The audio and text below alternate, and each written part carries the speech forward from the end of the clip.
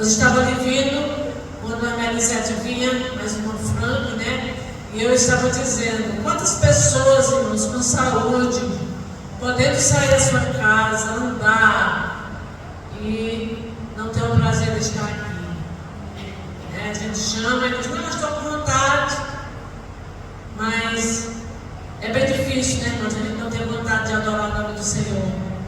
Não sentir vontade de estar na casa do Senhor, no exato do Senhor, se alimentando da palavra, se alimentando dos louvores e com essa comunhão tão maravilhosa, né? É muito triste a gente se ouvir isso, né? E aí vimos o Frank Elias com tanta dificuldade, né? Mas eu sei que o nosso Deus, ele tem recompensa para cada um que se esforça para estar na sua casa, na sua presença, né? Louvamos a Deus, porque o Senhor tem cuidado de nós, né? Ele tem um cuidado todo especial para conosco. Ele tem cuidado de cada um, né? De cada forma que nós não sabemos nem imaginar como o Senhor tem cuidado de nós todos os dias da nossa vida, né? Todos os dias Ele tem nos sustentado. Nesta noite eu quero deixar aqui uma reflexão para os irmãos, a palavra do Senhor. Em Atos capítulo 3, o Senhor colocou no meu coração a respeito da cura do coxo na porta do templo, né? O versículo 6, que disse Pedro, né? Disse Pedro, não tenho prata nem ouro, mas o que tenho, isso te dou. Em nome de Jesus Cristo Nazareno, levanta-te e anda. E tomando-o pela mão direita, o levantou, e logo seus pés e tornozelos se firmaram. E saltando ele, pôs-se em pé e andou. E entrou com eles no templo, andando e saltando e louvando a Deus. E todo o povo viu andar e louvar a Deus. Aleluia! Louvado seja Deus. Vemos aqui, né, a história do coxo na porta do templo, né? Quando Pedro chegava ali, e aquele coxo esperava receber uma esmola, mas Pedro disse para ele, não tenho prata e não tenho ouro, mas o que tenho, isso te dou, em nome de Jesus Cristo. O Nazareno, levanta-te e anda. Louvado seja Deus. Eu estava meditando, irmãos, desse mais o que tenho. Ele não tinha prata, ele não tinha ouro, mas ele tinha algo mais do que prata e mais do que ouro. Louvado seja Deus, porque ele estava orando, né? Ele era uma pessoa preparada, pessoa que estava cheia do Espírito Santo de Deus. E ali, quando ele disse, eu não tenho prata, eu não tenho ouro, mas o que eu tenho, eu te dou, né? Mas o que eu tenho, isso te dou. Aleluia, louvado seja Deus.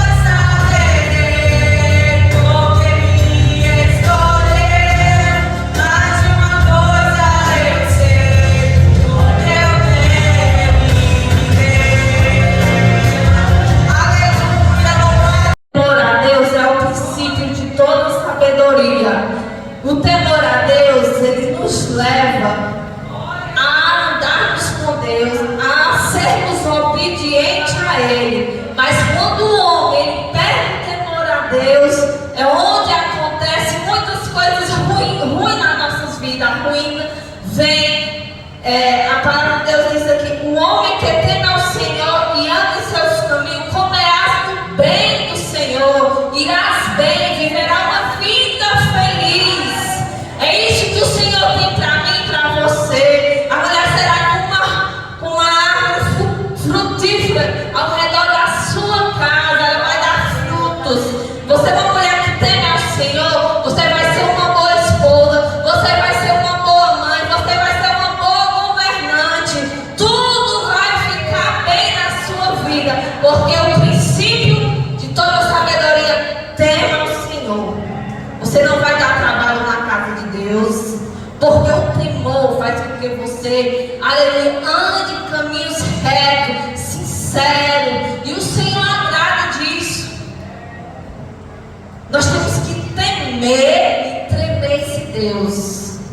Nós não estamos diante do homem, nós não estamos aqui diante de uma reunião qualquer, nós estamos diante de um Deus vivo, um Deus de fogo, um Deus de amor, mas Ele é justiça também. Ele conhece como nós se encontramos na casa do Senhor. Se nós estamos verdadeiramente adorando, exaltando, glorificando, servindo a Ele, Ele conhece. Ele conhece o meu coração. Não tem quem enganar Deus. Pode o ser humano ver a aparência, mas Jesus vê o que está dentro. Não adianta eu chegar aqui, mostrar, levantar a mão, santidade, mas se o seu coração está cheio de tristeza, de ódio, não perdoa. Nós temos que perdoar, mesmo que às vezes somos feridos, mas nós temos que liberar o perdão, porque o perdão faz bem para nós mesmos. A falta de perdão impede a nossa bênção, e muitas das vezes nós não recebemos a nossa bênção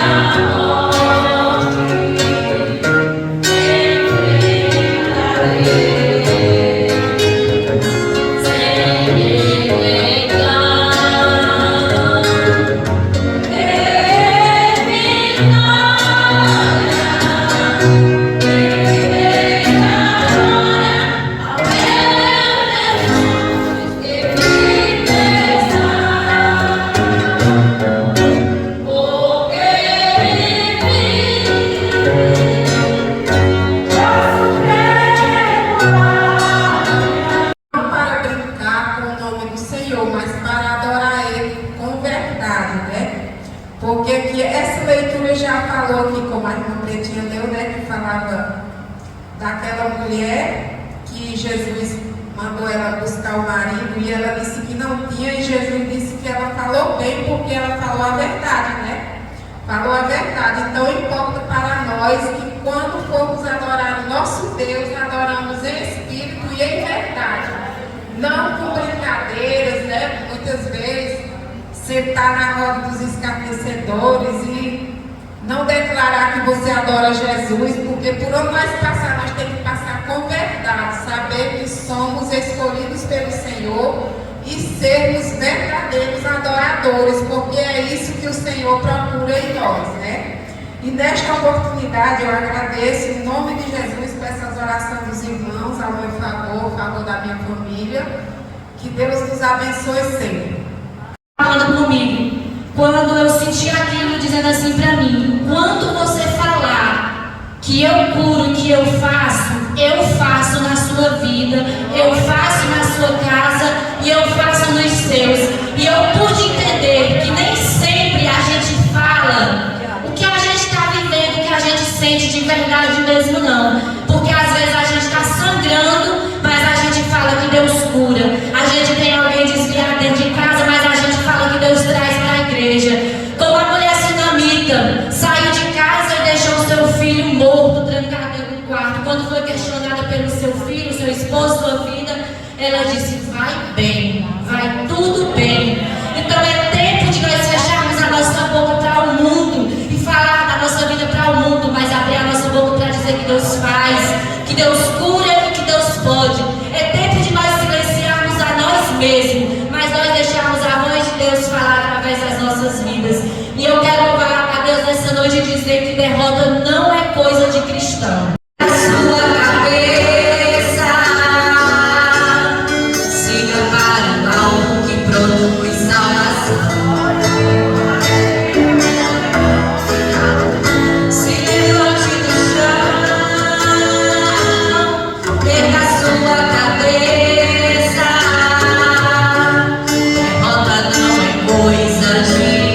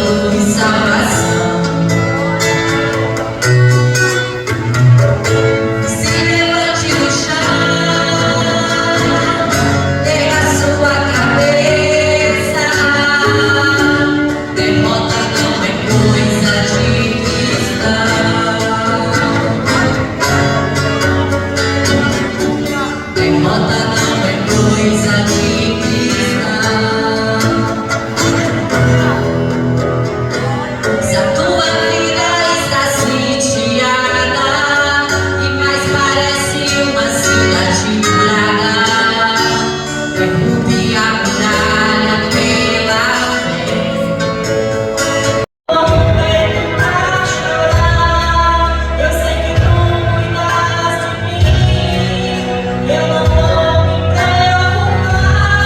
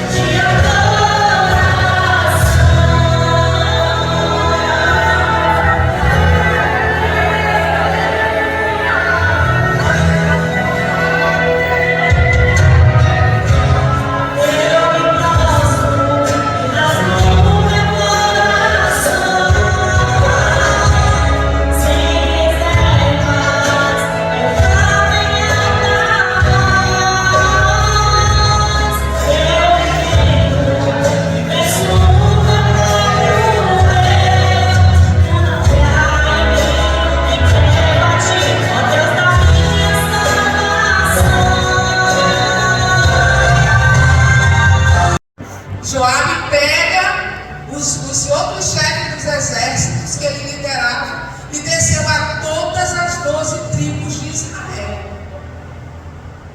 E contou, irmãos, e foi um processo longo, que a Bíblia vai dizer mais abaixo, perto do versículo 10, mas no versículo 8 e 9, que Joabe percorreu durante 9 meses e 20 dias toda a tribo para poder contar quantos homens havia. E ele chega para Davi e diz: olha, nós temos 800.000 homens de guerra, e só em Judá tem 500.000. Irmãos, não era pecado contar quantos guerreiros se tinham. O problema foi a intenção do coração de Davi. Quando Joabe chega, que diz a Davi, aí nós vamos para o versículo 10, os irmãos estão com a Bíblia aberta, vamos para o versículo de número 10, que depois que Joabe, no versículo 9, diz a Davi quantos homens tinham de guerra. No versículo 10 ele começa dizendo: e o coração doeu a Davi, depois de haver numerado o povo, e disse Davi ao Senhor: muito pequei no que fiz, porém agora, ó Senhor, peço-te que traspasses a iniquidade do teu servo, porque eu tenho procedido muito loucamente. Davi se arrepende do que fez, porque ele entendeu que o orgulho subiu ao seu coração. E aqui eu já começo a aprender que eu não preciso ter o controle de nada, porque o controle de tudo é de Deus. O controle do meu levantar, hoje eu estou aqui com as irmãs, mas o meu amanhã, ele pertence ao Senhor. O prover de amanhã é do Senhor. Eu posso até pensar que estou preparada, mas a provisão é dele, porque o controle é dele, e eu não tenho que me perder nem me preocupar com isso. Jamais pense que é porque eu já estou no bom emprego, eu já tenho o concurso dos meus sonhos, eu tenho a casa dos meus sonhos, está tudo sob o meu controle. Ei, se estiver no seu controle, está tudo errado, porque o controle tem que ser de Deus. Até o controle das nossas emoções tem que ser de Deus, porque orgulho é sentimento. É por isso que o próprio Davi em Salmos vai dizer: Senhor, eu coloquei a tua palavra no meu coração para eu não pecar contra ti, por causa dos nossos sentimentos.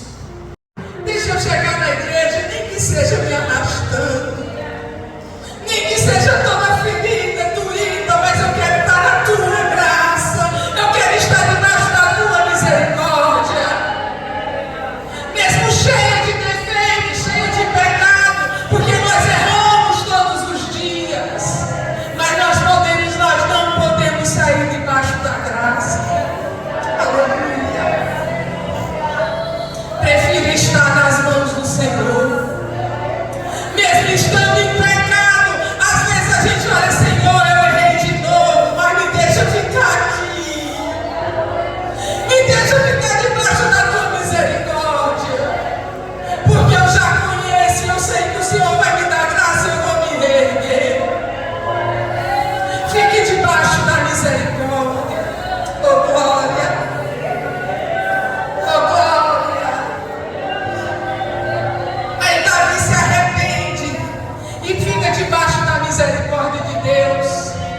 E vem os 3 dias de peste sobre Israel, e o anjo do Senhor passou sobre Israel, e a Bíblia vai dizer que morreram 70.000 homens naquela guerra, durante aqueles 3 dias de peste. 70.000 homens de guerra. E Davi, já desesperado, está perto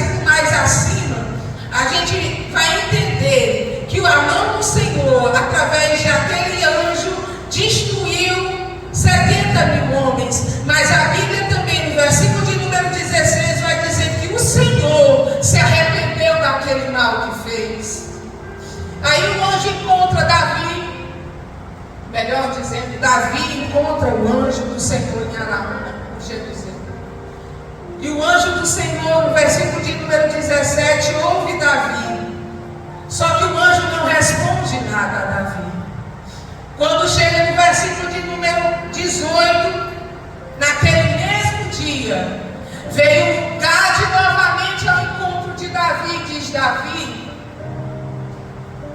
sobe e levanta um altar ao Senhor aqui nessa eira de Araúna, o Jebuseu. E Davi sobe, começa a crescer essa vontade de levantar ao Senhor um altar naquele lugar em que ele encontrou o anjo. Só que Davi se preocupa em querer aquele lugar para ele. E aí nós vamos mais abaixo, a partir do versículo de número 19, que Davi diz que Davi subiu conforme a palavra de Gade. E olhou para Araúna e viu que o rei vinha a seu encontro, com todos os seus servos. E a Bíblia vai dizer que Araúna se prostra diante de Davi e pergunta o que é que Davi quer. E Davi diz: eu quero comprar a sua eira. Irmãos, a eira de Araúna era um lugar onde provia mantimentos para a sua família. Mas foi ali que o anjo do Senhor encontrou a Davi. Tinha um significado para Davi aquele lugar. Era um lugar aonde ele encontra o Senhor. Foi um lugar onde Israel foi restituído daqueles dias de peste. Então, não ofereça holocausto que não te custe nada. Aleluia. Eu conto esse testemunho. Eu não lembro se eu já contei para a rádio. Mas em 97, minha mãe foi diagnosticada com, naquela época não chamava câncer de CA, chamava NIC3. Era uma coisa assim, os irmãos que são da área da saúde, mais ou menos, era assim que chamava. E minha mãe foi diagnosticada. Quem estava com ela em Teresina era a irmã Cinelândia, esposa do irmão Elias. E minha mãe volta de Teresina para Santa Rosa.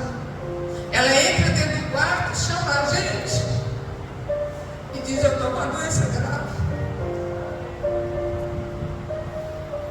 Naquele tempo a gente não entendia, mas a irmã Cinelândia nos ligou e falou da gravidade da doença da mãe. E que ela tinha que voltar com 40 dias no máximo para fazer uma cirurgia. E meu pai, naquele dia, entrou dentro do quarto e disse: a partir de hoje a gente começa uma campanha. Nós não vamos dizer nada a ninguém. E nós oramos várias madrugadas durante aqueles dias. E minha mãe voltou para Teresina. Quando chegou lá, o médico disse: dona Lena, está pronta para fazer a cirurgia? Ela disse: vou repetir os exames. Quando ele repetiu os exames, a minha mãe não tinha mais nada. E eu lembro da oração do meu pai, que ele dizia na oração: Deus, eu não saí de Cuiabá para brincar de ganhar almas. Eu estou aqui pelo teu reino. Eu não sei o que pode acontecer, mas a cura eu creio que o Senhor tem provido. E o médico não acreditou e disse: eu acho que esse diagnóstico foi dado errado. E meu pai estava com minha mãe e disse: não, eu sirvo um Deus que cura. O teu holocausto, irmão, quando ele custa alguma coisa, tem resposta. E Davi teve a resposta do perdão pelaquela atitude dele. O teu holocausto tem resposta. Mas a pergunta dessa noite, por isso que eu disse às irmãs que eu vou voltar para o ciclo da oração, porque o meu holocausto tem que custar alguma coisa. O meu servir a Deus tem que custar alguma coisa. Quando a gente olha para o apóstolo Paulo, a gente vê que o apóstolo Paulo servia a Deus com tanta afinidade que ele não temia nada.